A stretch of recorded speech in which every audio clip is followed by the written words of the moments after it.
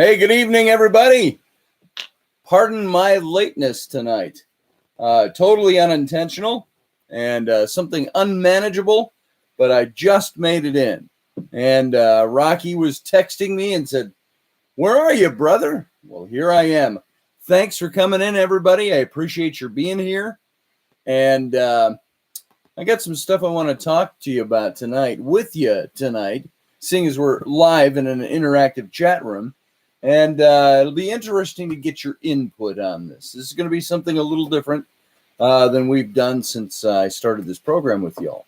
So pardon again my tardiness. And thank you for all being lined up here and waiting. Makes a guy feel good. It makes you feel good. Fat Tony's very happy that I'm happy. All right. And so I want to thank you. And no, I wasn't getting yelled at. I promise. Pardon me here. I got to take a little drink. Oh, warm Gatorade. That was supposed to be cold, but it came warm. What can I say? All right. And I want to thank y'all, Fran. Good to see you. Gemma, good to see you as well. Melanie, nice to have you.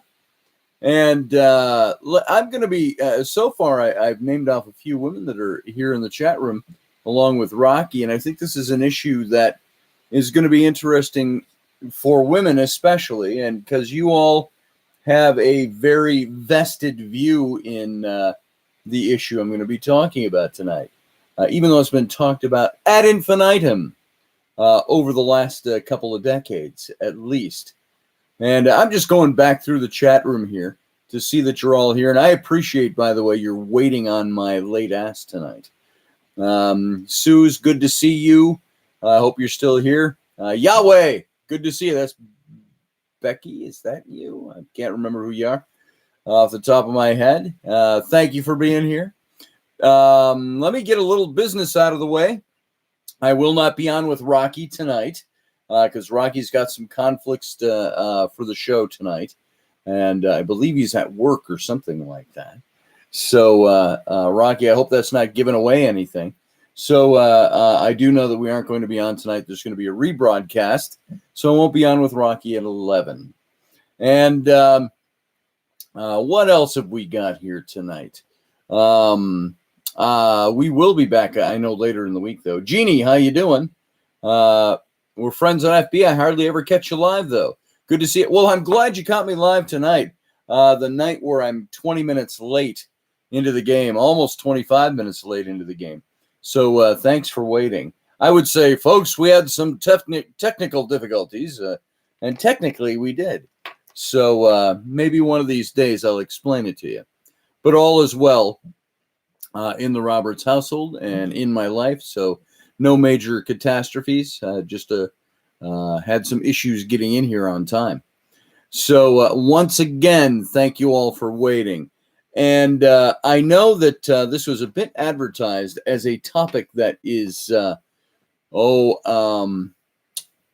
would you say it? It's a overwrought topic.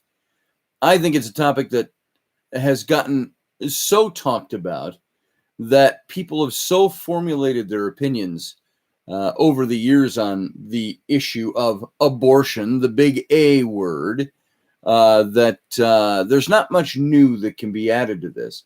But there was a twist that I posted in my Facebook this morning, an article that I read. It was actually a doctor's blog. And I've heard this guy speak before. And one of the things about the abortion issue, I will tell you, is that it's something that I had set my mind on long ago as being something that I felt was about the sanctity of life, that it was something that ought not be done. I was dead set against it. But then I started understanding certain things, and I'm not going to get into much of the science tonight or the arguments as they stand tonight. I'm getting into something that a part of the issue that really drove me to believe something one way.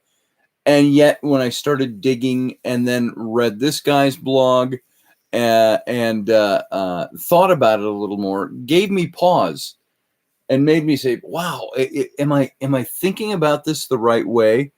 Because the abortion issue for some people is pure science. For other people, it's pure morals. It's your morals that drive you. It's, is this a child or is this not a child? It's the big, obvious white elephant in the room question. If it's not a child, what is it? At what point is it life?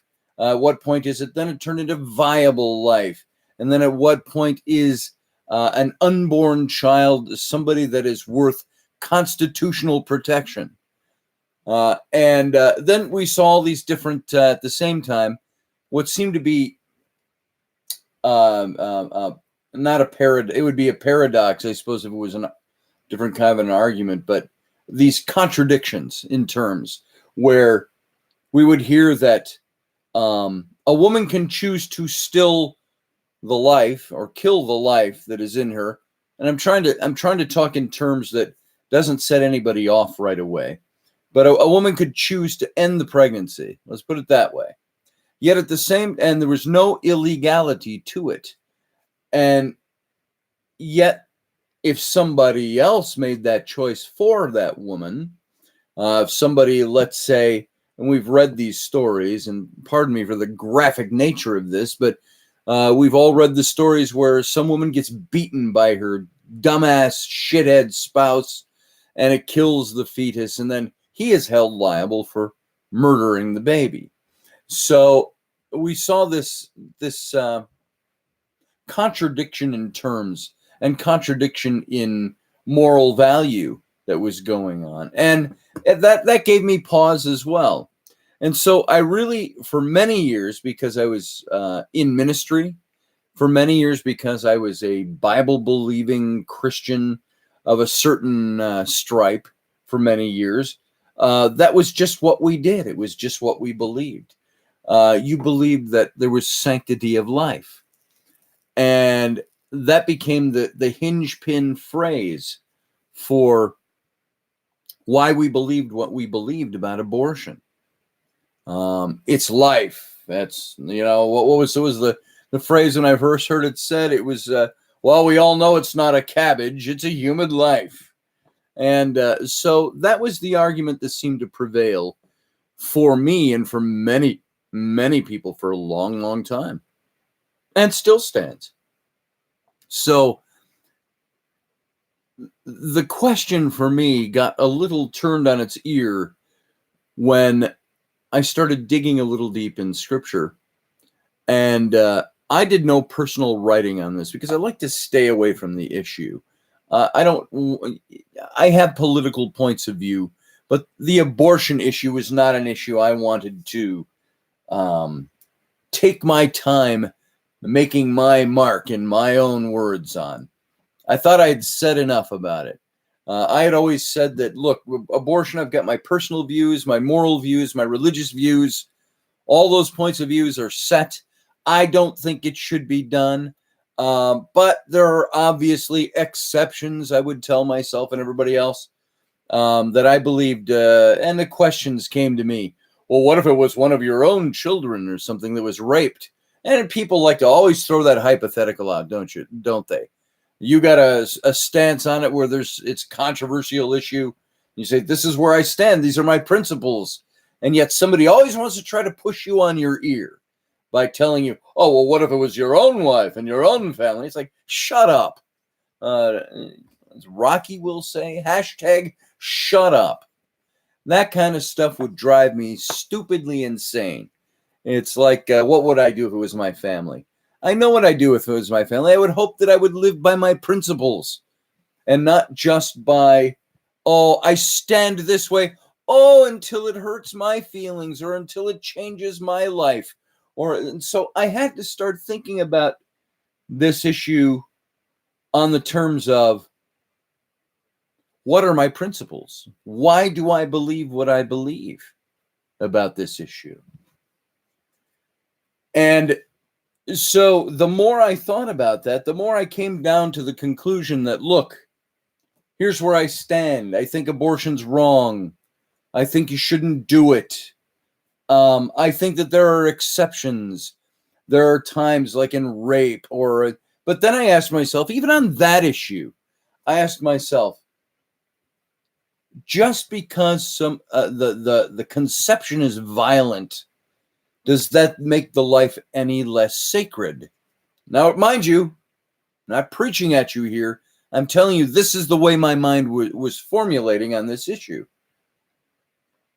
Is the life any less sacred because it was begun in violence, an act of sexual violence committed against a daughter of mine or my own wife, God forbid, or anybody that I know? Would it change my view on abortion if that conception started in violence? And I thought, I said, does it matter? Should it matter how it started as to what value we place on the life that was conceived? That was my train of thinking, and still is to a certain degree. Yet, I started seeing that maybe, just maybe, there should be exceptions. Maybe it isn't a life. And I would listen to all the arguments out there. Does science actually tell me that this is not a viable life form, that is not a human life, if it's not of a certain age yet?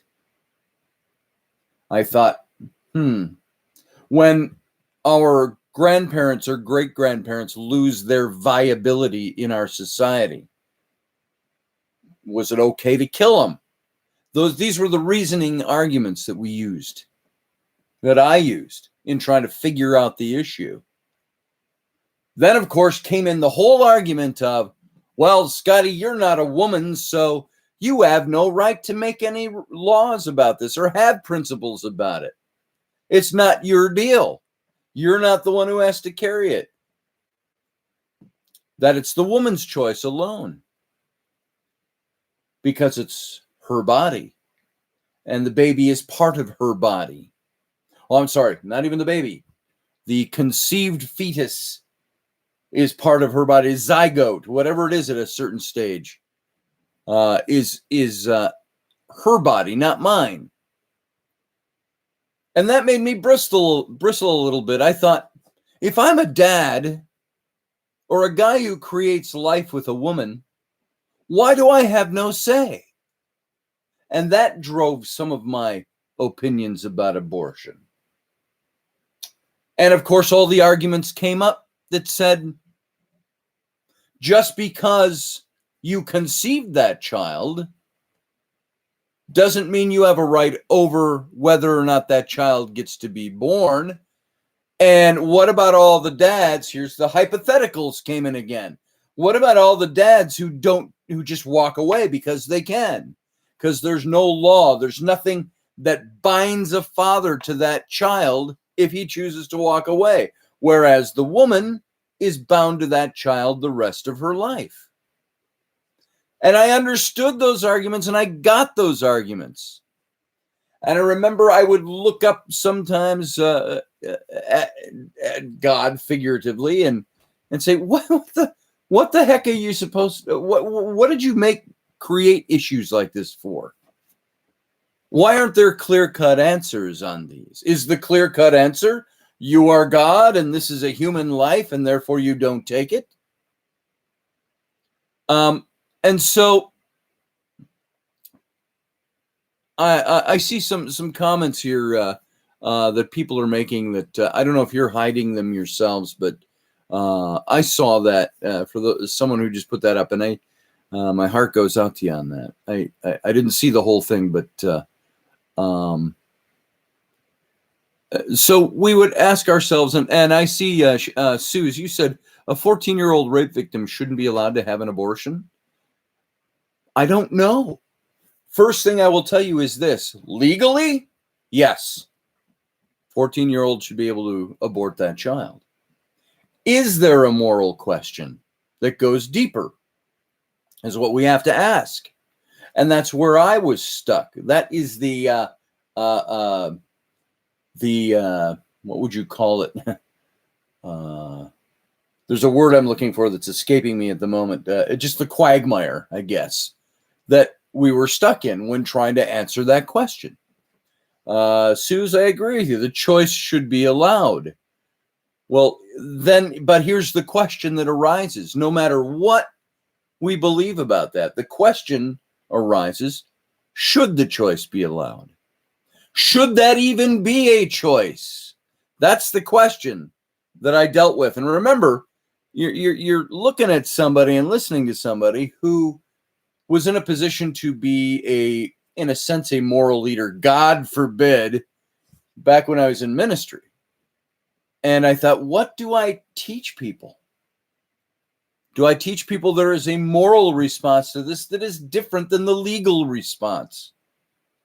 I have said for years, and Rocky and I say this all the time on the Situation Room, is that I want facts over feelings. So the big question is, do I let my feelings govern my decision-making process? Or are there some facts that have to override feelings? Because you know what? As I've said for years, facts don't give a shit about your feelings. Doesn't matter what you feel about something. Facts need to override them. Now, is that too much the Spock approach in that it has to be logical? Does logic always dictate? Do facts always dictate?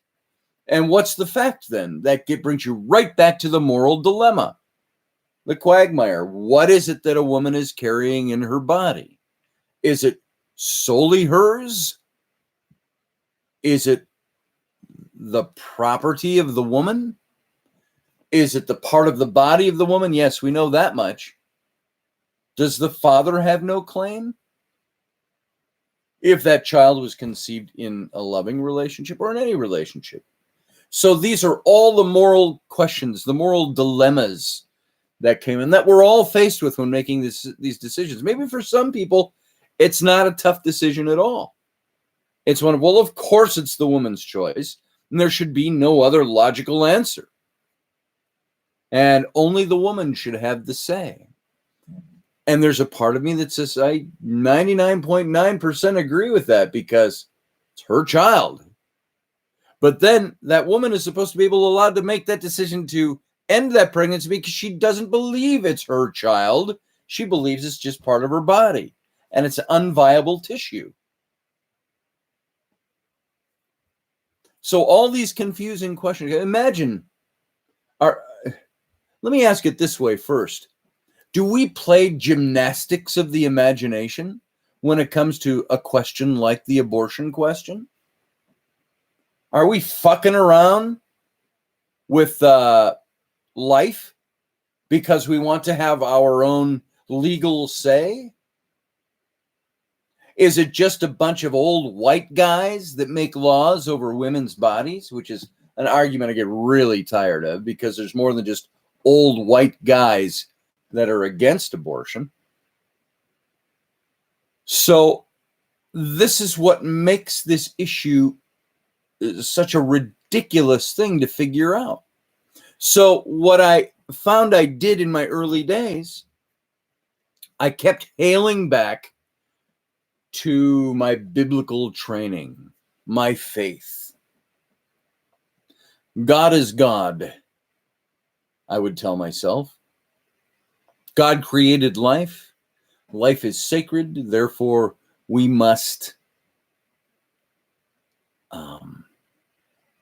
honor that. We can't take a child's life, or let's refine that even more. I don't want to get too cliche with the things I'm saying. When a woman becomes pregnant, do I have any right to say anything, even from a faith standpoint? And I would tell myself, yes, I do. Because there are morals. And we have moral laws based everywhere. We cannot, these are all old arguments. I know you've heard them. But this is the train of thinking that goes into this. the stream of thinking.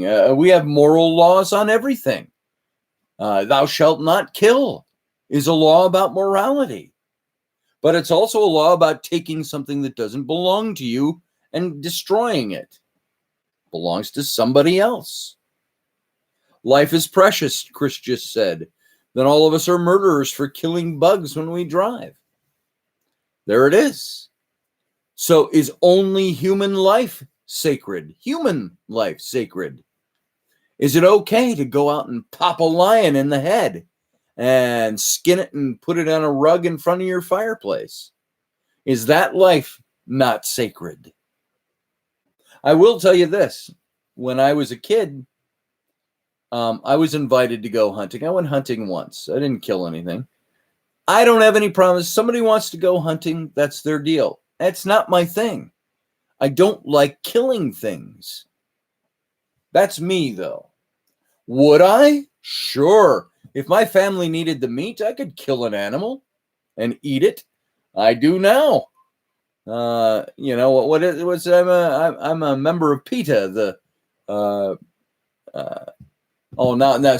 it slipped my mind. I know what PETA means, but we used to call it for the something for eating tasty animals. The P. I can't think of what we did with the P. Can't think of the joke at the moment because my mind is elsewhere.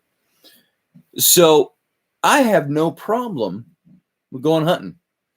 I don't even have problems if people want to do big game hunting to a certain point. I have a problem if you're just killing an animal just to kill it to put its head on your wall. That's never been a thing of mine. Okay, so now we're wrapping all these arguments up together. And I'm trying to hit all the things that have been the back and forth, the ping pong of the abortion question for me over the years. And I'm sure you've all heard these things. And all of us will choose a side on that issue or a position on that issue, if you will, that coincides with what we believe about either faith, about life, about legalities, about morals, because there are moral codes we already live by. So we had to ask ourselves, what's moral, what's not immoral, what's life, what's not life, what's God say, what would Jesus do, WWJD. And so all these questions, let's see, what did you say, John? I'd never eat meat if I had to slaughter it. Yeah, that'd be a tough one. Imagine if you were raising animals and you had to say, okay, son, go grab a cow and bring it up. We're going to slaughter a cow today. So we have meat for the winter. And you got to take the gun to the head or the mallet if you don't have a gun. Whatever it is. You get the idea. If we had to slaughter our own food, if I had to kill my own food, I could do that. I've gone fishing. It's funny. We seem to consider this floppy, gilled, scaly thing in a different way than we perceive. Oh, Bambi. I can't shoot Bambi, but I can sure catch a trout with a hook in its throat, rip its throat out, cut its head off, scale it, and fry it up. I got no problem with that. So all of these questions come down to what I'm getting at for tonight. I had to start asking myself, what does God believe about abortion? And does God believe anything? If God exists the way I think he always did. So you see all these arguments that you think are the pet set answers for life. When they get challenged, or if there's something that comes along that motivates you to change the way you thought before, what do you do with all the dangling issues? I found this when I walked away from my faith, and I had my reasons for doing so, by the way. They weren't trite. They were just, hey, thumb my nose at God. I'm tired of this shit. It wasn't that drove me from religion. It wasn't that drove me from my faith. What drove me from my faith was seeing that my faith was no different than anybody else's, but my whole life I'd been told it was exceptional. It was the only thing. It's like the old joke. The guy dies and goes to heaven, and Peter meets him at the gate. We'll use Peter. He's very Catholic, but we'll use him. Peter starts walking him down the lane and taking him where he's going to live in heaven. And over there on the hillside, there's a bunch of people. And they're playing and having fun and eating like a big picnic. He says, hey, who are those people? Is that where I'm supposed to go? Peter says, no. Those are the Buddhists. That's their spot. And they go, and he goes through the whole line of it. No, those are the Shintos. Those are the whatever. Think of whatever, the pagans, the whoever. Then he went through denominations, the Methodists, the Catholics, the so on. And then finally, as they're coming down, he sees there's a big walled city over there. It's huge. And he goes, who lives over there? And the angel said, shh, that one's all walled off. He says, that's the Baptists. They think they're the only ones here. So shh. And that's the way. What do you do when your faith is challenged and you find out that what you were taught your whole life, that being a Baptist and doing things the way that a Baptist does is the only way that life should be? And so when you get challenged, leaving religion, Brian just said, got him closer to the Creator. The same here. Albeit I still struggle with some of the things. There are days where I still have the old tendrils of that old faith that come and say, oh, you're backsliding. Oh, God's going to get you, Scotty, because you're not living your life in accordance to what you were taught. Yet, a lot of what I was taught doesn't seem to be true anymore. And so those are the things that challenged me, was finding that what I believed was really no different than what others believed, just with a different object of the faith. So that brings me down to what I'm talking about tonight on this God-ordained thing about abortion. Did you know, and this is why I wanted to talk about this tonight, because I read this article by Dr. Robert Cargill. He's the Associate Professor of Classics and Religious Studies at the University of Iowa. And you'd say, ooh, Iowa, University of Iowa. It doesn't matter. He's a scholar and an academic in an institution of higher learning. He's earned his PhD. And he asked himself this same question. And his answer was very interesting. He wrote an article called On God-Ordained Abortion, Inducing Magic Potions, and Jealous Husbands Shaming Their Wives in the Bible. Seems like a long, convoluted title, but this is what he came up with. Iowa X, thank you. Yes, the U of Iowa sure is a top school. I don't know anything about the U of Iowa, to tell you the truth. So, let's see, Spirit Heart. I'm gonna, before I jump into this really deep, you ain't heavy, my brother. Thank you, God's created us. Then who's my daddy? Spirit Heart, gods and goddesses. I can only yell. Then I'm a goddess. I love us all. Turning up the abortion debate fires. Sure is a nice distraction from mass immigration. That's true. And Trump's failure to stop it. Very true. I don't know that he's failed at anything yet, but he's trying. He's working at it. Look at what he's got, what he's up against. Let's see. So let's get into this a little bit. What I found in my own studies, I started asking myself this question. If God is for the sanctity of life, if that's my argument for abortion, because I am a Christian or I am a Bible believer, I'm a believer in the God of the Bible who respects life, the sanctity of life, and all of that, I would start to go back to the acts of God in the Old Testament. Well, if life is sacred, why did God kill so many people and allow so many people to be killed in his name? Now, I'm not using the typical atheist's argument that said, well, if God existed, he wouldn't allow people to kill in his name. all the wars and death and famine and misery have in human history has been caused because people believed in a God. And that's true to a certain degree. Maybe to a huge degree. You look down through history, how many people, when fighting and killing other people, had, along with whatever their motto was, that God is on our side. Pray to God for our victory. Yeah, we've seen that all through history. So I started looking at that question of God and his sanctity of life, and I see it a bit in the New Testament, but I didn't see a lot of it prior to that. Now, understand something.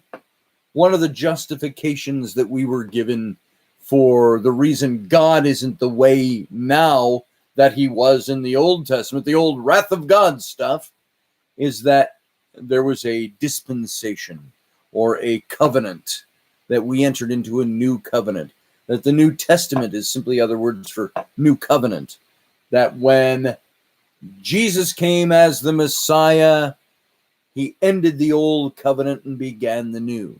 And therefore God himself had to abide by the new covenant, the new dispensation, if you will. We had what we called stair-step dispensationalism. Get into a little theology. Stair-step. It started here with like Adam and Eve, and with each new covenant, the dispensations went up and over, and they kept progressing and going up and a little different. You know, at the beginning, you look at the Adamic covenant, you look at the Abrahamic covenant, the covenant with Abraham. Then you look at the all the different covenants down through the ages, biblically speaking, where God changed things a little bit. The Davidic covenant. Then you finally work your way all the way up to the Messianic covenant when Jesus was born. But what happens if you don't believe in Jesus? What if you don't believe that? Well, according to that covenant, then you are damned to hell for not believing. What if you still believe as the Jews do in the old covenant? So all of these questions started coming into play. Who is God really? Will the real God please stand up? Then in all my studying, finding out, well, maybe Elohim, God Elohim, and God Jehovah are two different people, two different gods. Maybe Jesus isn't a Messiah because there were 12 other ones just like him. And so all these questions and confusing questions would come in. So I'd have to ask myself, who is God really? What is it and to whom is it I have committed my life of service? And that drew me away from my faith and my religion. And my spirituality became a very different thing once I no longer had the trappings of religion holding it down. And yes, I do still have my moments where I wonder, am I in the right place? Am I supposed to be there? Was it that stuff? Or is it something different? And every day there seems to be something new that kind of points me in the direction that you're making the right choice by stepping away from that, having had stepped away from it. It's not a current decision, it's a past decision. So all of this hits with the abortion issue. And the way I would stand frankly, about gay rights. We were dead set against gays. You can't be homosexual. It's against the act of God. It's against what God thinks is right. But as early as in my 20s, I remember I worked for an organization. Some of you know this. I worked for an organization. It was a printing house that did a lot of mailing, the kinds of mailers that go out. But we were in Lynchburg, Virginia. And I was an artist in that shop. Friends of mine had started that shop up here in Minneapolis, and they moved it down there, and they asked me to come down, and I did. And that shop, our biggest client was the Moral Majority. Are any of you old enough to even remember the Moral Majority in the early 1980s? The Jerry Falwell Ministries. They had their old time gospel hour, was their television show on Sundays. That was just church on TV, evangelical show. Well, then he expanded into evangelical ministry in politics with the moral majority. And I remember one of the issues, that's about the time when AIDS rose to the surface. When I first became aware of AIDS, it was somewhere right around 83, 84. And the AIDS issue came up. And so the homosexual issue came up. It wasn't called LGBTQXYZ back then. It was homosexual. And then gay got put on it. Somewhere along the way in there. And so that I was challenged when I left my faith about even that issue. Is that something? Why did I believe that being gay was wrong? Because it was different, is what I had to conclude. It was different. I can no longer believe what the church told me about that. Not that the church is wrong about everything, and don't get me wrong there, but I had to start asking questions on all of these things.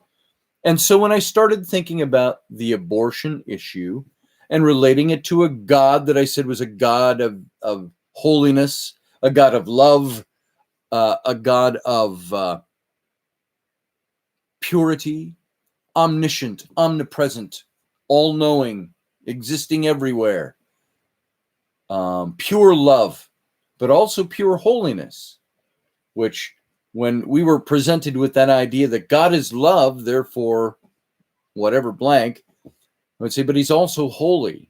He has to uphold his standards of holiness. And he could not be loved before he was holy. And so these were all the things that were all messed into the mix. And so I asked the question, if God could destroy human life in the Old Testament, why is it suddenly so sacred in the New Testament that a woman can't have an abortion? Did not God call his own servants, his own people, in conquering the land? You go in, you wipe out every man, every woman, every child that were already born. They were already fucking viable. Yet God's telling his children to go in and wipe them all out. It wasn't even a question. And so I had problems with that. I had problems trying to figure out, who is this God? This wonderful God of wrath and violence, this God that would wreak havoc on people because they were not believing in him. You have free will, but God damn it, if you violate free will, I will wipe your ass out and send you to hell. And I thought, this is what was happening with the abortion issue on a different level. God does seem to torment human beings about abortion. He is just applying light punishment. Is he not merciful? Iowa X asks, I don't know anymore, to tell you the truth. All I know is that the God I once believed in seemed to be a God that violated the principles that God told me I needed to live by. But then again, there were verses, and I used this argument that said, God said, how much higher are my ways than your ways, and my thoughts than your thoughts? As the rain comes down from heaven and waters the earth and evaporates and returns to the heaven, that's how much higher my ways are than your ways. In other words, God saying, big hashtag, heavenly hashtag, shut up. You're mine to do with as I please. Now, there's a certain element of truth to that. If there is a God that created us all out of nothingness, are we his to do with, his, hers, whatever, blank? Maybe he's multi-sexual, maybe he's not sexual at all. So I don't give a flying rat's ass if you call him or her, ascribe gender to God. I use he, him, his because it's easier to say.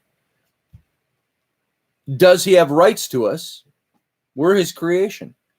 He could just pop us all out of existence if he wanted to and start over. We're his toys. in creating sentient life, did God create something that he could violate some universal law if he violated that life? There's a big question for you.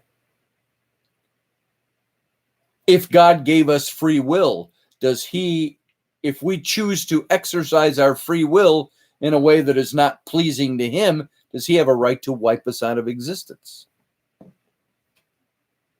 You know, there is this whole thought like Wycliffe preached a couple of 100 years ago. We are sinners in the hands of an angry God. And so God has a right to do with us whatever he wishes.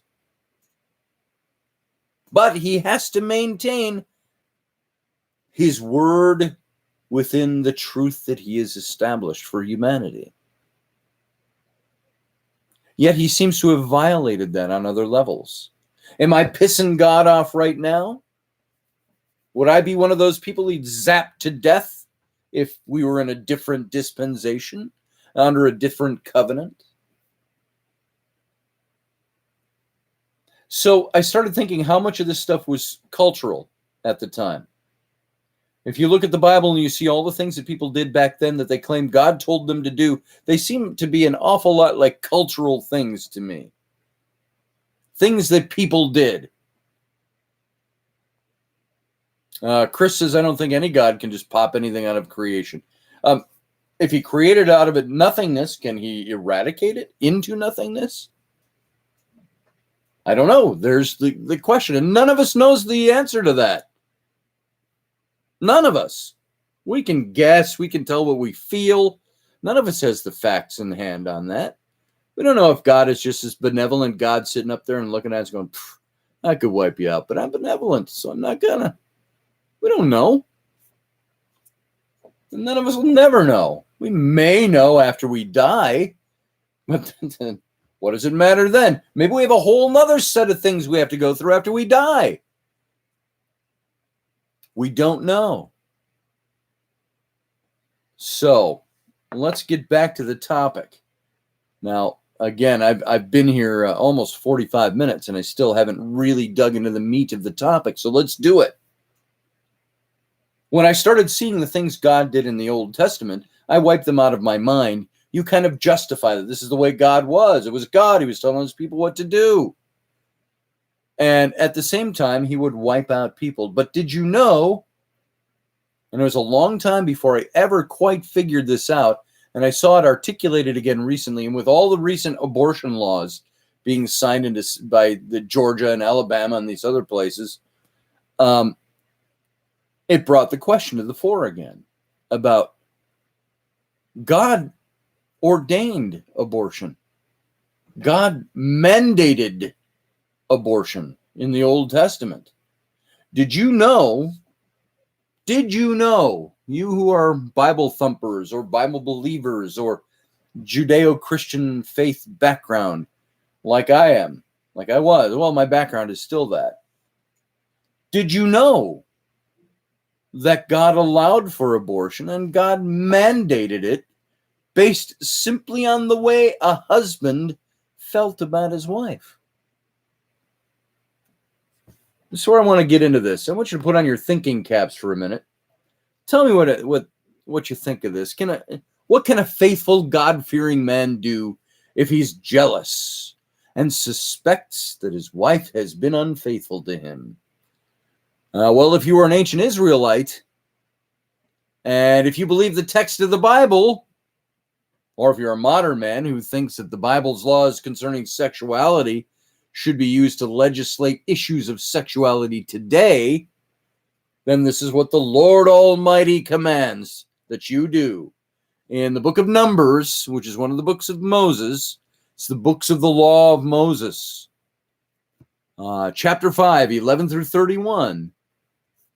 And this is from the New Revised Standard Edition, just so you know. Numbers 5 says, the Lord spoke to Moses, saying, listen to this, folks.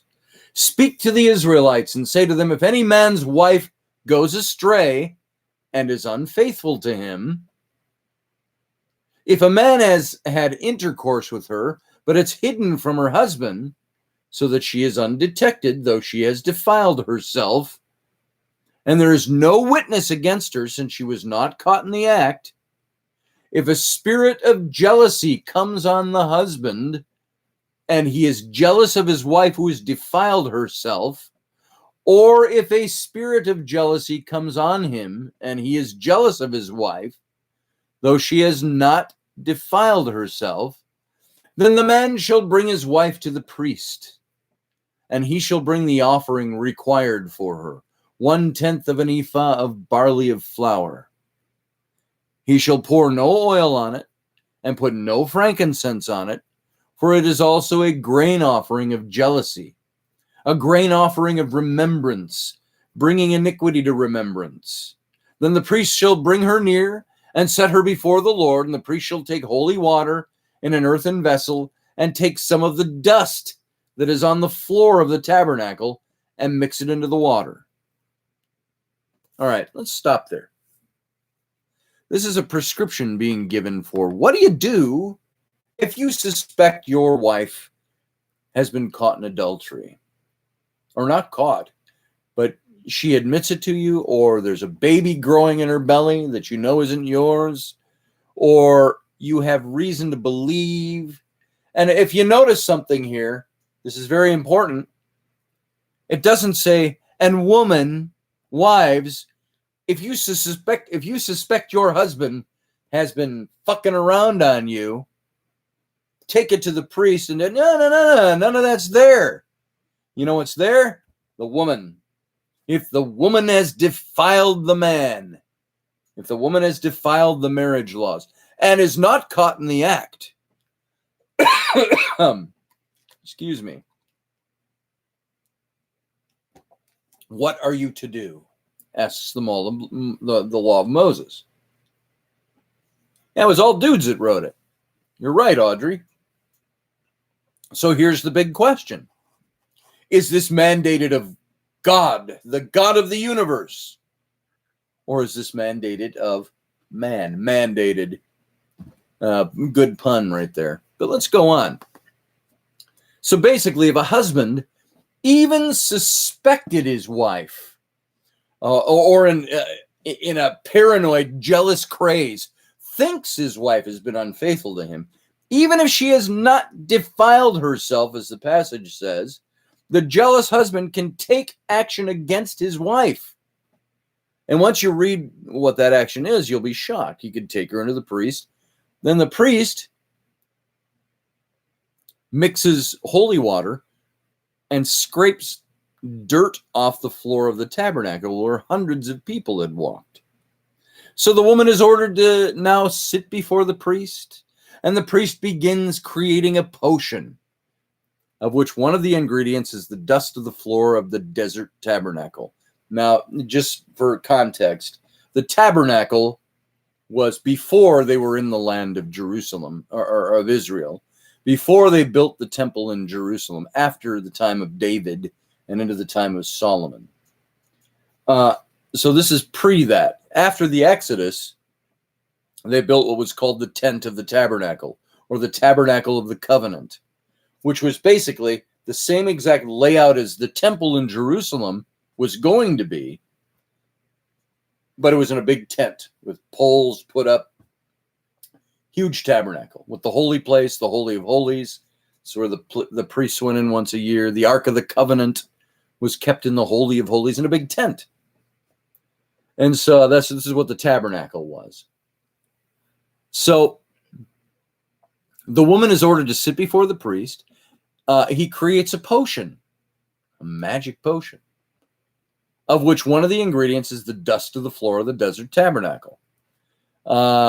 Now, we don't know what the measurements were, but as you'll see when we get there, the intent of the potion is deadly. Listen, if you're a woman and your husband thinks you've cheated on him, you're going to have to drink some of the dirty floor water. What else goes into this lovely potion? Listen to this. Well, first of all, the priest shall set the woman before the Lord and dishevel the woman's hair. Now, mind you, This is a woman who's been accused of something. So take that, is the idea. The priest messes up your hair. And why? Because your jealous husband's accusing you of being a slut. And you're to be ashamed, even if you're not guilty. But wait, it gets worse. What does the Lord God instruct Israel to do next in this trial? And by the way, you know what came into my mind about the messing up of the hair? I thought of the Three Stooges. You know, when they would do that. So, pretty ridiculous, if you ask me. Joyce, it's okay. Thanks for being here. I was late myself, so no worries. And if you miss anything, you can certainly go back and hear it later. So take that. The priest has messed up my wife's hair because I suspect she might be guilty of something really bad against me. Not against God. You notice this passage is talking about it's against the man. She sinned against me. It doesn't say because she has done something unholy in the sight of God and offended the nostrils of God. No, it says the man suspects her of something. All right, so let's see what the Lord God instructs Israel to do next in this trial. After he's messed up her hair, it says, and he places her in he places in her hands the grain offering of remembrance. Remember, it was a ephah of grain and no oil in it, which is the grain offering of jealousy. In his own hand, the priest shall have the water of bitterness that brings the curse. All right. Now, mind you, this woman, nobody knows that she's done anything yet. It's that the guy suspects her of something. Now, I'm guessing the water of bitterness that they're speaking of here, that brings the curse, is bitter because of all the foot-trampled dust in the bowl of water she's about to be made to drink. But if you're wondering, hey, I thought you said there was some magical element to this process, this is where it gets weird. Folks, this isn't just a pronouncement against a woman suspected of something. This is an offerings being made to appease God, who should know better anyway. Why should they have to do any fucking thing to appease God? Pardon my language. Why should they have to do anything to appease God when God is supposed to be all-knowing? He would already know. What if he's not, doesn't need appeasing? Did he have any prescription for that? Like, hey, I'm going to pop into the room and tell you, hey, don't do this. It's okay. She doesn't have to drink anything because I'm appeased because I already know she didn't do anything. It's just the jealous asshole she's married to. So the passage in Numbers goes on, the book of Numbers.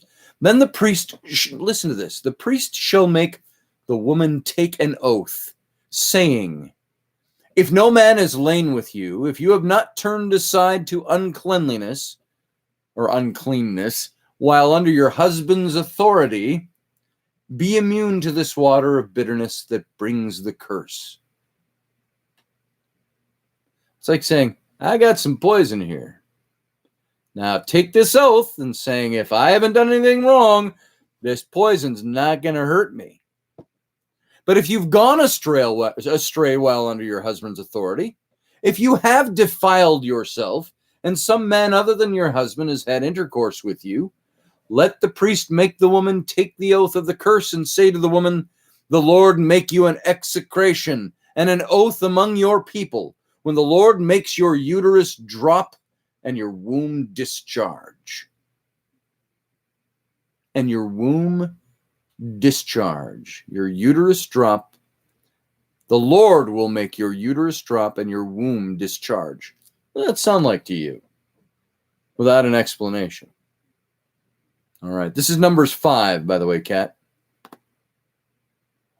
So delightful. If you've cheated, drinking the dirt water from the tabernacle of the floor, is going to make you miscarry. That's what it says. And why? Why? Because to God, every life matters. Even the unborn in the womb, the sanctity of life, who were conceived through the means that were less than ideal. God loves every unborn child. Have you see it on the billboards? Before I was born, he knew me. In the womb, he named me. There's sanctity of life. Well, no, there isn't. At least that's not what the text says. Read it. God wants the woman who had been suspected of cheating by her jealous husband to drink a bowl of holy water that contains dust from the floor of the tabernacle. And if she's guilty, that is, she cheated and is now pregnant, drinking the magic dirt potion and pronouncing the curse, that's magic, by the way, folks, will cause her to abort the child. This is what God is instructing.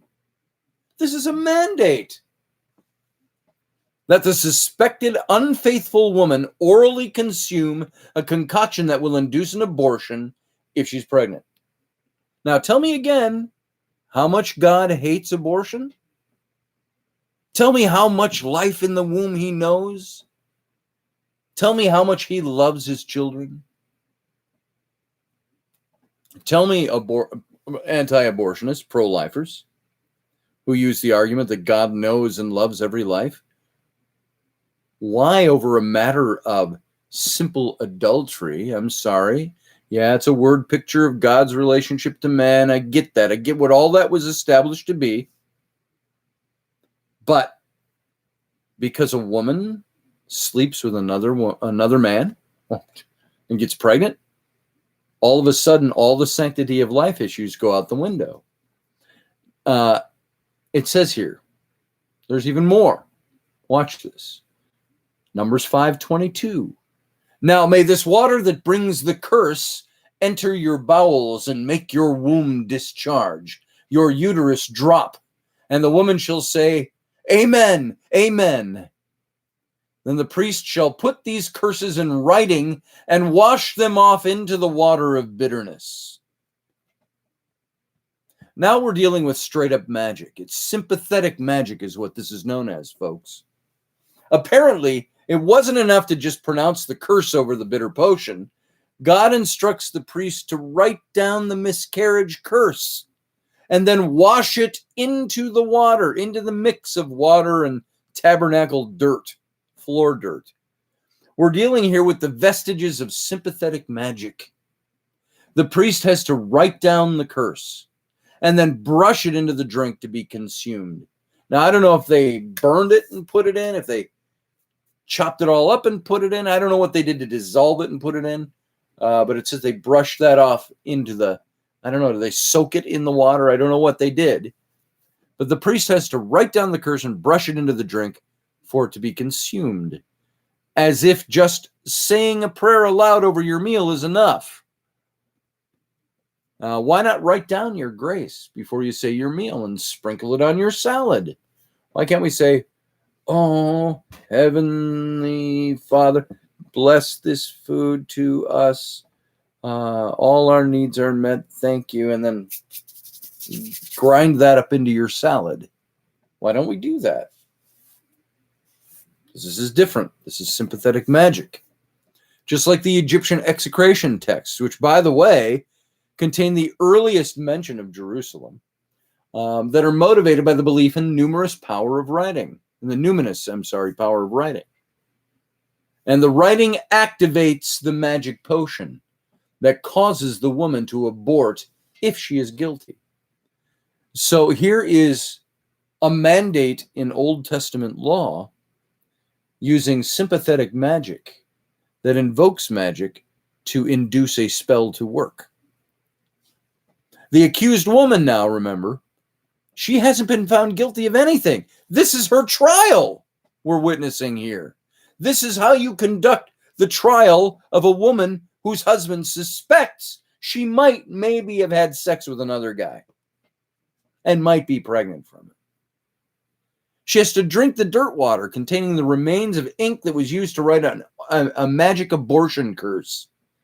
And if she drinks this bitter water and if she's cheated, the magic potion is going to cause her to spontaneously abort the child. Again, please tell me how much God loves the unborn, even in cases of rape or incest and adultery. and hates abortion so much. Here, God is mandating.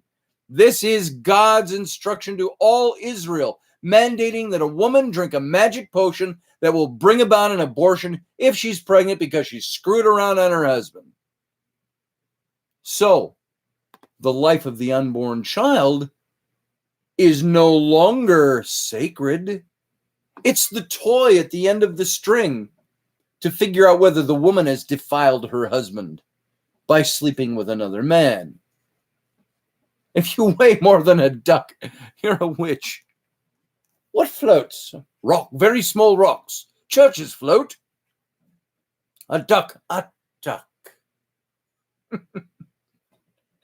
Exactly.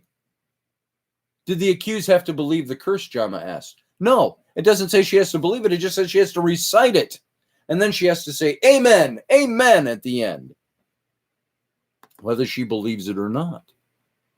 And before you start criticizing this interpretation of this of this curse and this trial, and it doesn't fit with what you already believe, note that God's view of the unborn in Numbers 5 is consistent with the Bible's other teachings about the unborn and even newborn children. For instance, in Exodus 21, verses 22 through 23, the miscarriage of a child following an assault on its mother is not treated as a murder of a human punishable by death, but as an assault against a man's wife that is punishable by a fine paid to the woman's husband. So if some dude kicks a woman in the stomach and she miscarries her child because of the beating he's inflicted on her, he's not held as to account for murder, but he does have to pay a fine of assault to the woman's husband, not to the woman. So you can see these laws were made in a culture, a patriarchal culture that devalued women the way we see some religious cultures devalue their women today. These are the things that drove me away from the faith when I realized that my faith had the same elements as every other faith out there, or at least some other faiths out there. So, note that in Numbers 3, 15 through 16, the passage we've been reading from, only males 1 month of age and older are counted as people in the roll. Children under 1 month of age don't count. This is consistent with and corroborated by the equivalency prices of various aged individuals in Leviticus 27, 2 through 8, where Leviticus 27, 6, another book of the law, Genesis, Exodus, Leviticus, Numbers, Deuteronomy, says that children under 1 month of age require no equivalency, as they do not yet count as people. Again, the biblical view concerning the unborn is consistent with the text of Numbers 5 that we've been reading, which is clearly calling for a drink to be drunk that will supposedly induce a miscarriage because a guy suspected his wife of acting badly. Numbers 5:24, he shall make the woman drink the water of bitterness that brings the curse, and the water that brings the curse shall enter her and cause bitter pain. Again, if a husband makes an accusation against his wife, the very trial to determine whether or not the accusation is even true should involve the magical ancient equivalent of a morning after pill and should cause the woman great pain. What? Why? It should also still the human heart. The sanctity of life goes out the window because the man has been offended. Going back to this passage, Numbers 5:25, moving on. The priest shall take the grain offering of jealousy out of the woman's hand and shall elevate the grain offering before the Lord and bring it to the altar. And the priest shall take a handful of the grain offering, as it is memorial portion, and turn it into smoke on the altar.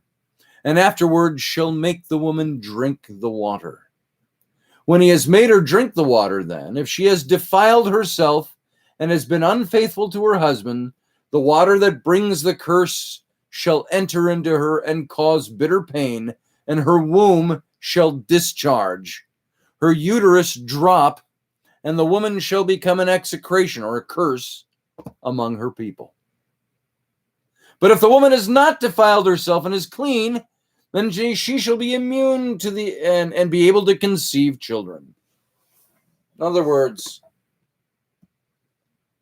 remember the Salem witch trials and the type of witch trials they had? We're going to burn you at the stake, and if you're not a witch, you won't burn and you'll be fine. We're going to dunk you in the water, and if you don't drown, then you're innocent. Yeah, we'd be moralistic, says Java, if we had potions to drink in court, don't you think? Maybe so. But how do you know, then, the outcome? Your faith tells you that God will save the person who's being accused. Do you want to take that risk? I'm innocent. Sure, give me the poison. I'll drink it. God will save me. So let's address some of the technical things now in this passage. This is absolutely describing an abortion or chemically induced. Remember, she's drinking a potion. It's a chemically induced spontaneous miscarriage. I don't care what gotquestions.org tells you. Well, the term yerk this is Jewish language, in Numbers 5:21 and 27, is the Hebrew word for the upper thigh. It is also the common Hebrew euphemism for things dealing with the genitals, like in Genesis 46:26, where the offspring of Jacob are referred to as the ones going out of his thigh. Exodus 1:5, the same expression is used of Gideon in Judges 8:30. The same word, yerk, is also used in the incredibly awkward vow taken by Abraham's servant mentioned in Genesis 24:2 and 24:9, in which Abraham tells his servant to put your hand under my thigh as a fertility vow, that he will only choose a wife for Abraham's son Isaac from among his own people and not from the Canaanites. Note that Israel, or Jacob, demands the same vow of Joseph, not to bury him in Egypt. In Genesis 47:29, this is a very different kind of handshake, and yet there it is in the Bible. Do you remember when Jacob was dreaming and he was wrestling with God, the angel of the Lord? And he was winning. And it says, and the angel put his hand beneath Jacob's thigh and put his hip out of joint. And Jacob, in tormenting pain, released him and God disappeared. So Jacob was wrestling with God. And he was winning. And God played dirty and basically kicked him in the nuts, grabbed his nutsack, and made him let him go. These are the euphemisms in the Jewish language, in the Hebrew language. Likewise, the word BTN or belly is a euphemism for womb, as in Proverbs 31:2, in which the son of my womb is expressed as bar bitni. Oh, I just had a friend of mine from Egypt wave hello. He's not, I don't know if he's here in the group or not. So, how the breath comes to the bone in the mother's womb. Obviously referencing the breath of life that is ultimately comes to a fetus at birth. In Deuteronomy 28:4, when the text says, blessed shall be the fruit of your womb, it is not talking about that which comes forth from the stomach in any direction, but from a woman's womb. In Judges 16:17, Psalm 22:11, Job 1:21, where he says, naked I came from my mother's womb, and countless other passages make clear that bitin is, in Numbers 5:27, is not an upset stomach or a simple tummy malady that came from drinking some expired dirty foot water. It's an explicit reference to the woman's womb being affected. That's the technical junk here. So the word bitin here means a womb swelling or distending, in distress, not a stomach. And because it's a parallel to the word yurk in Numbers 5:27, it does not simply mean thigh, as if a thigh dropping made any sense at all. Rather, yurk here is another reference to the womb, and the dropping or falling of this womb is an unmistakable reference to a miscarriage. In this regard, the NIV translation of the Old Testament of miscarry gets it right. That's in Numbers 5:21 and 5:27. So what's interesting here is that language means something. And I've always said when you start to dissect the old language, it gives you a clearer message of what's going on. Yeah, Job got in God's face. You're right about that, Cat. Hey, Nigel. Good to see you here. So, and if more technically, if the womb, or medically the uterus, falls, this can only be speaking about one thing: a potion-induced spontaneous miscarriage to purge the unfaithful woman of the child that was not conceived by her husband. So says the curse, mandated by God, administered by the priest.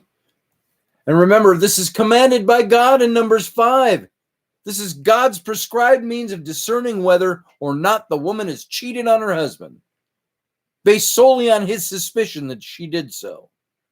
If she has, the fetus is aborted and the wife is presumably executed, following the punishment prescribed in Leviticus 20, verse 10.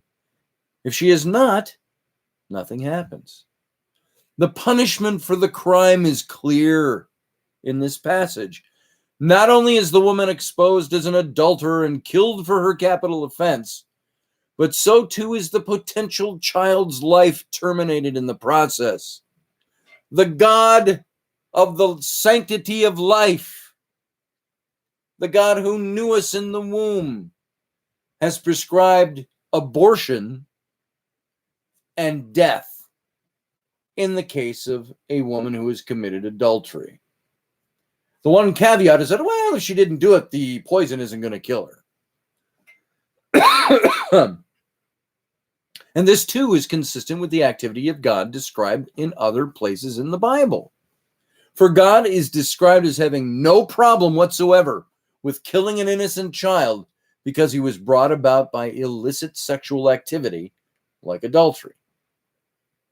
In fact, this is precisely what happened in 2 Samuel 12:14, when through the prophet Nathan, God tells David, who conceived a child with Bathsheba. You remember the famous scene? David's on the rooftop. His soldiers are out fighting. He sees a woman bathing from his rooftop. You've ever wondered about the song Hallelujah, which we heard in Shrek, of all places? One of the verses that Cohen wrote said, your faith was strong, but you needed proof. You saw her bathing on the roof. Her beauty in the moonlight overtook you. This was David and Bathsheba that he's speaking of there. Because by this deed, the passage says, you've utterly scorned the Lord. The child that is born to you shall die. This is what Nathan the prophet said to David, the king. And of course, while the child is completely innocent, the product of an adulterous relationship between David and Bathsheba, God kills the child. In 2 Samuel 12:18 through 19, despite the fact that David begged for mercy. Thus, the ritual is a double punishment for both the woman and the child, which is completely consistent with the commands and actions of God throughout the Bible. And if the child from an illicit union does happen to survive, Deuteronomy 23:2 says, this child is banned from the assembly. Those born of an illicit union shall not be admitted to the assembly of the Lord. Thus, even if they do survive birth, God's position is to ostracize these children completely from his assembly. for something the child had nothing to do with. And yes, this passage involves sympathetic magic in the form of a potion containing a written curse. The potion of dirty water and ink is not a likely abortifacient. I don't even know how to say the word abortifacient.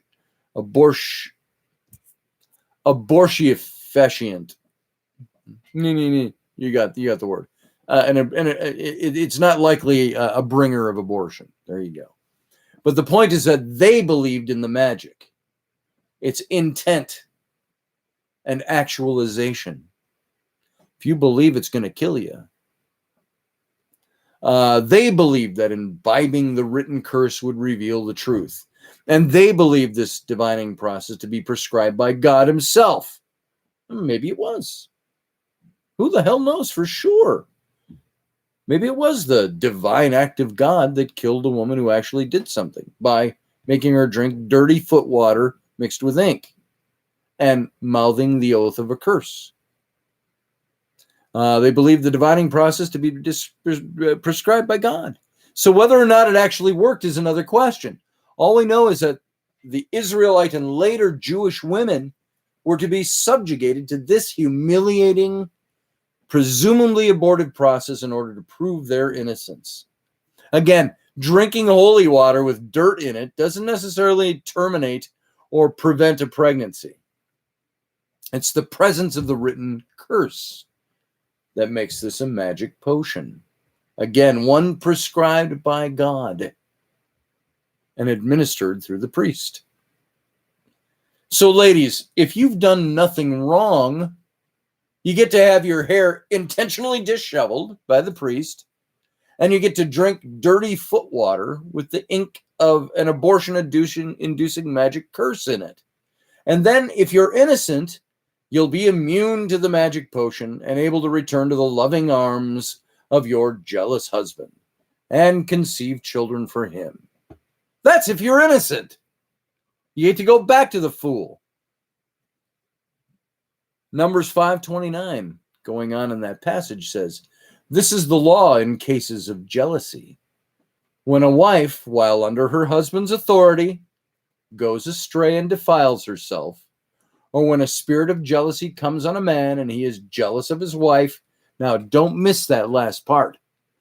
When she's cheated, or when a spirit of jealousy comes over the husband, she has to endure the humiliating abortion-inducing trial just to prove she's innocent. Numbers, this is the God of justice, the all-knowing God. Is he just really there, but he's catering to the whims of a patriarchal society that has to live by this superstition? When she has cheated, or when a spirit of jealousy comes over the husband, she has to endure the humiliating abortion-inducing trial just to prove she's innocent. Verse 30 goes on and says, "Then he shall set the woman before the Lord, and the priest shall apply this entire law to her." And just in case you think there's some punishment for the husband for falsely accusing a wife who survives this humiliation and pain, read the last verse in this passage and think again. The man, in verse 31, shall be free from iniquity, but the woman shall bear her iniquity. Let me repeat that last verse. If the woman is innocent and her husband falsely accuses her, the man shall be free from iniquity, but the woman shall bear her iniquity. The husband pays no penalty for the false accusation, finding itself rooted in his own jealousy. His wife, on the other hand, is humiliated, and all because he had a spirit of jealousy, as the passage tells us. As shameful as it is, I can think of no better summary, no better motto or slogan for the treatment of women in antiquity, including the Bible, than Numbers 5:31. The man shall be free from iniquity, but the woman shall bear her iniquity. Thus reads the word of the merciful Lord, who apparently doesn't hate abortion quite as much as the right-wing conservatives think he does. I've said it before. And by the way, folks, I'm a conservative. This is offensive to me, to my sensibilities. I've said it before and I'll say it again. I cannot comprehend how many women remained in this religion. And then I think to myself, what choice did they have? They were chattel. And this is what happened to them when they were innocent. And let us also remember, this is the same God to whom Jesus prayed, and that Christians believe Jesus to be. So please dispense, folks, with this isn't applicable to us Christians anymore. This doesn't count. We don't have to deal with this because the Old Testament was nailed to the cross and we live under grace, not the law argument. Because it's the same God who sent Jesus, the same religious tradition whose God created the universe and established the very expectation of a Messiah, and the same Jesus who said in Matthew 5:18, "For truly I tell you, until heaven and earth disappear, not the smallest letter, not even the least stroke of a pen," as it says in the Old English, "not one jot or one tittle will by any means disappear from the written law of God until everything is accomplished." So Christians can't claim that they can just sweep passages like this under the rug and act as if they never happened, or that they don't tell us something about the nature of God, because he's the same God who told Moses to establish this practice, the same God who gave you Psalm 23, "Yea, though I walk through the valley of the shadow of death, I shall fear no evil. The Lord is my shepherd, I shall not want." He's the same God who gave you Numbers 5:11 through 31, the passage we just examined. This is why we, and I speak a lot to us men, have to take every effort to lift up women, encourage them, promote them, beg their forgiveness for the millennia of oppression we've imposed on them. Now, I will stop there for a second and say, we don't have to do an apology tour for men. I am who I am. I am the product of my forebears. I am not responsible for the sins of my forebears. Looking for people that'll claim that this is true is just a poor exegesis of the passage. It's out of context. My comments don't count because I don't believe that this text is authoritative or inspired, or because I'm not a Christian, or because I'm an agnostic or an atheist, because those anti-intellectual excuses always betray that the one making them simply has no reasoned response, only a desire to not listen to the obvious anymore. So perhaps this is a process that never worked in the first place. Maybe it was just mental, it was mind fucking, if you will, with the women of ancient Israel. This is what happens to you when you violate God's law, or if your husband suspects you did. So all of this to say, in this abortion argument, I'm not talking about what is the right way to think or the wrong way to think on this issue. That debate will continue to go on.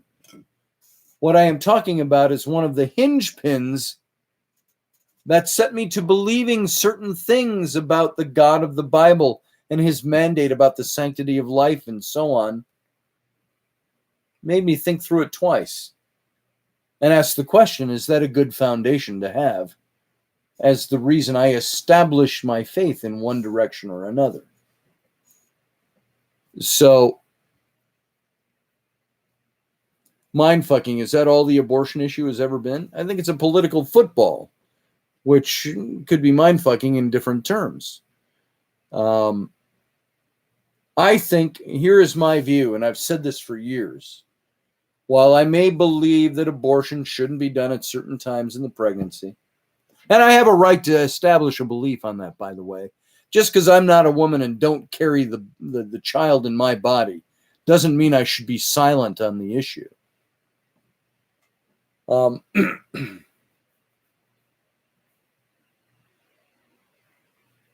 I'm trying to think of a gross example here. It's not a perfect illustration. It's not a one for one, but I don't menstruate because I'm a guy. Does that mean I can't be part of passing laws on where women discard used sanitary napkins? If I don't want them lying around the city streets, if we didn't have a law that says you can't discard that on the sidewalk. It's not a perfect example, but it's the idea of saying that men can have some say in how things are carried out. Just because I don't give birth to a child, again, I said it's an imperfect illustration. But just because I don't give birth and don't carry a child in my womb, because I don't have one, doesn't mean I cannot formulate an opinion on what I believe is right or wrong. And you know what? There's more than just old white guys who do that. Please, that is a lame argument.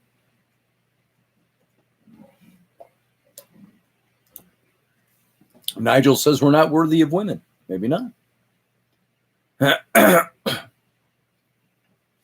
Yeah, you're right, Amanda. I could see that, even though it didn't come up right away. So there you go, folks. This is my gripe today about this.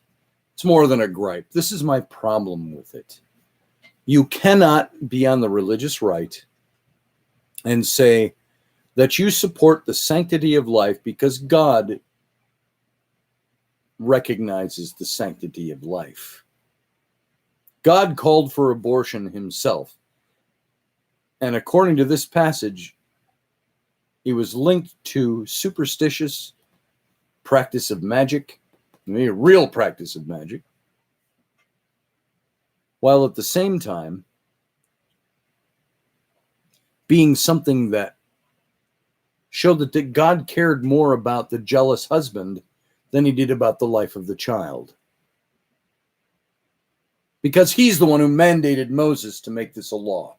So we're told. So, after all of that, after all of the gymnastics of the imagination that I mentioned at the beginning of this show, and again, for the final time, I'll apologize for being 20 minutes late tonight.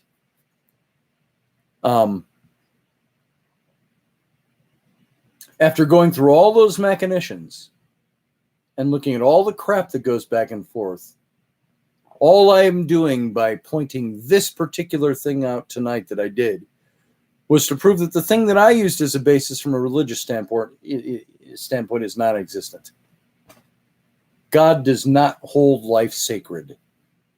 God saw life, at least according to the Old Testament, as something that was his to take at his whim.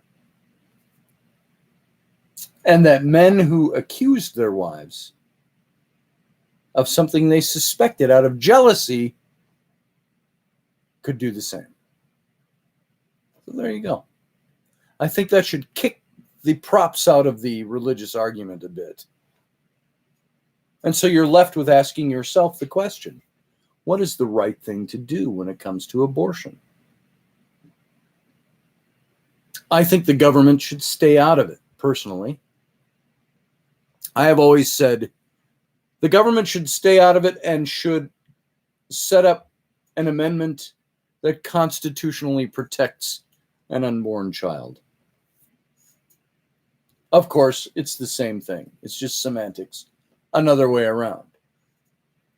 Should a woman have the right to still the life of a child growing inside her?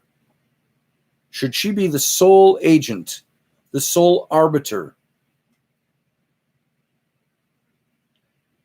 of deciding what happens to that child? I know she's the sole agent bringing it into the world. So do we have any say if we're not her? It's a big question there.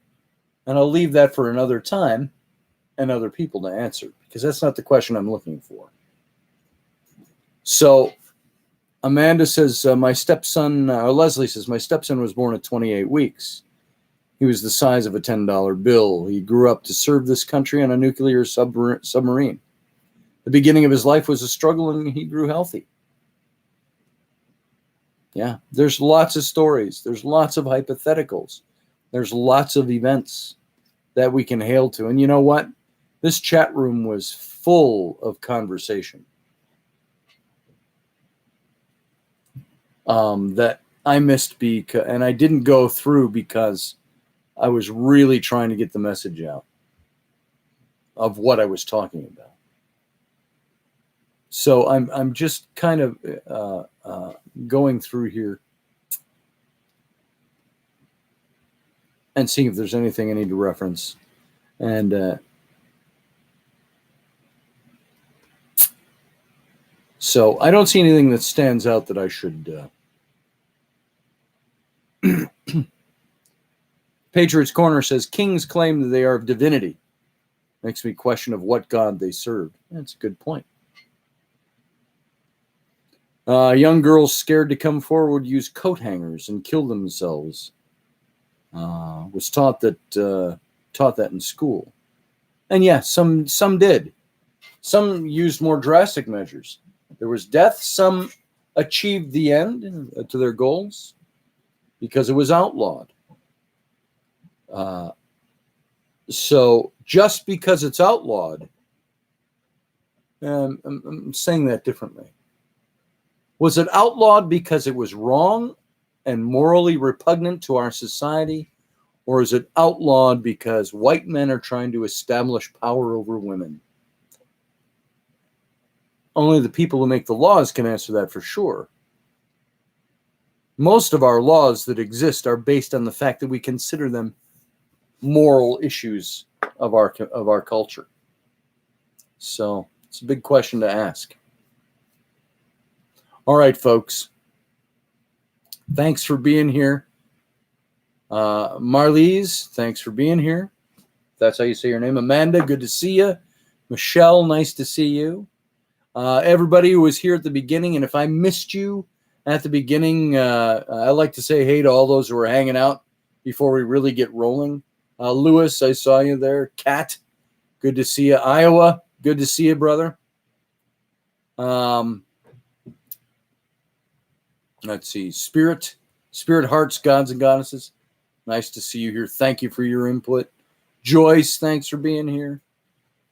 Everybody who's here. Janice, Nigel, great to see you, brother. Smash the likely button, guys. Yes. Oh, please do. I appreciate that.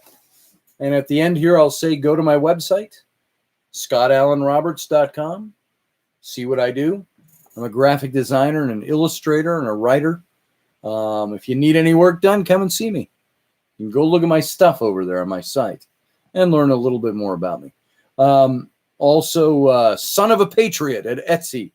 Etsy.com/shop/Son of a Patriot.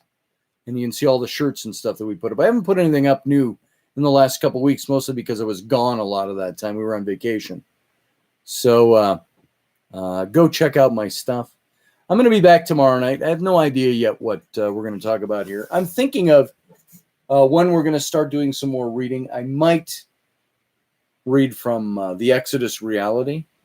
But when I start that, I'm going to launch into it, and we'll continue on it every night until we're done, chapter by chapter, with maybe a few interruptions in the flow.